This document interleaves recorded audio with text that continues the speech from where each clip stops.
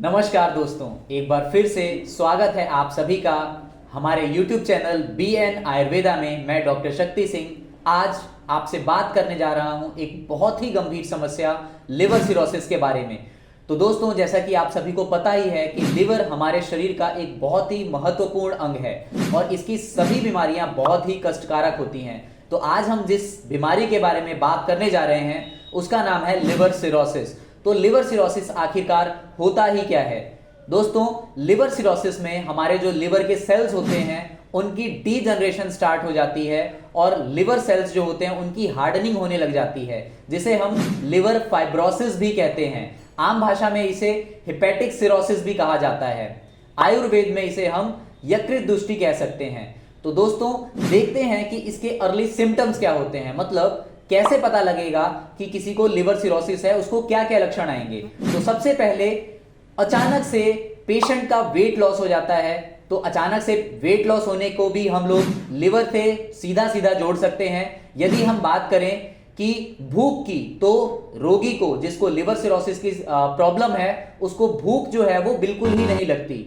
अगर later stages में बात करें कि अगर लिवर सिरोसिस की समस्या लंबे समय तक चल गई तो क्या होता है, उस टाइम पे हमारा जो डाइजेशन है वो बहुत ही ज्यादा डिस्टर्ब हो जाता है। हमारे पूरे शरीर में इचिंग भी महसूस होती है और तो और हमारे पैरों में सूजन जो होती है उसका भी अनुभव होता है। तो दोस्तों, आइए बात करते हैं अब हम लोग कि लिवर सिरोसिस जो होता है वो कितने टाइप का होता है। तो दोस्तों, लिवर सिरोसिस जनरली 4 टाइप्स का देखा गया है। पहला होता है हमारा एल्कोहलिक लिवर सिरोसिस।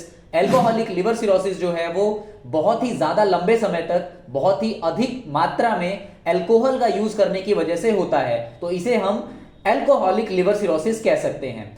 दूसरा जो होता है उसे हम कहते हैं post necrotic liver cirrhosis. Post necrotic का मतलब क्या होता है, मान लीजिए कोई रोगी हेपेटाइटिस से पीड़ित है या फिर कोई व्यक्ति बहुत ही लंबे टाइम से ऐसी ड्रग्स ले रहा है जो हिपेटोटॉक्सिक हैं। अब हिपेटोटॉक्सिस का मतलब क्या होता है, ऐसी ड्रग्स या ऐसी दवाएं जो सीधा जाके हमारे लिवर को इंपैक्ट करती हैं। जैसे जितने भी पेन किलर्स हैं वो सभी सीधा सीधा हमारे लिवर पे अटैक करने का काम करते हैं। तो इससे भी हमें लिवर सिरोसिस की जो परेशानी है उसका सामना करना पड़ता है। तो तीसरी अगर हम देखें तो तीसरी बीमारी होती है जो इसमें तीसरी जो टाइप है मेन, वो है हमारी बिलरी लिवर सिरोसिस। बिलरी डक्ट लिवर सिरोसिस क्या होती है, जो हमारा लिवर होता है उसके पीछे एक थैली होती है जिसे हम पित्त की थैली भी कहते हैं और इंग्लिश में इसे हम बाइल या बिलरी ग्लैंड कहते हैं। तो इसकी जो डक्ट है उसमें ऑब्स्ट्रक्शन होने की वजह से हमारा जो बाइल जूस है वो वहीं पे रुक जाता है और जिसकी वजह से हमें लिवर सिरोसिस की जो समस्या है उसका सामना करना पड़ता है।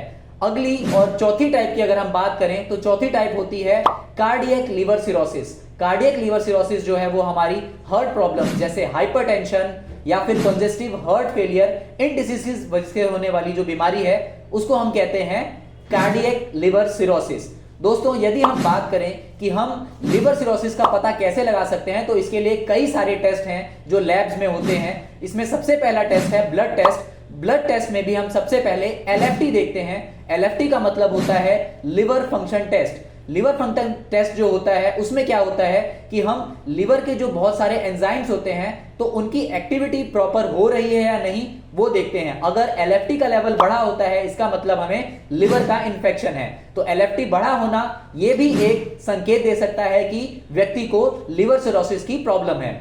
अगला अगर हम डायग्नोस्टिक मेथड देखें तो इसमें हम लोग अल्ट्रासाउंड या फिर लिवर बायोप्सी भी करा सकते हैं। तो अब बात करते हैं हम इसके मैनेजमेंट के बारे में। अगर हम लिवर सिरोसिस की मैनेजमेंट या ट्रीटमेंट के बारे में बात करें तो सबसे पहले इसमें हम देखते हैं कि व्यक्ति को या पेशेंट को हम सबसे पहले डायूरेटिक्स देते हैं। डायूरेटिक्स में भी एक बहुत ही फेमस डायूरेटिक है जिसे हम मैनिटॉल कहते हैं।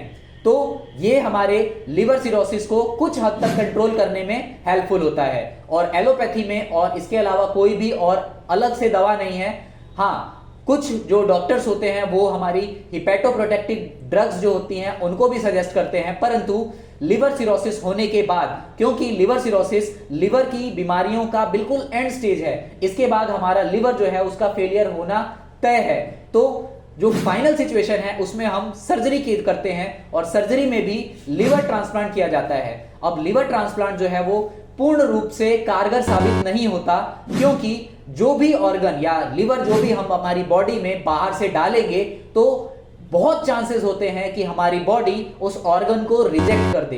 तो ये जो सर्जरी है ये 50-50% चांसेस होता है कि हमारा लिवर सिरोसिस से हम लोग बच पाएं।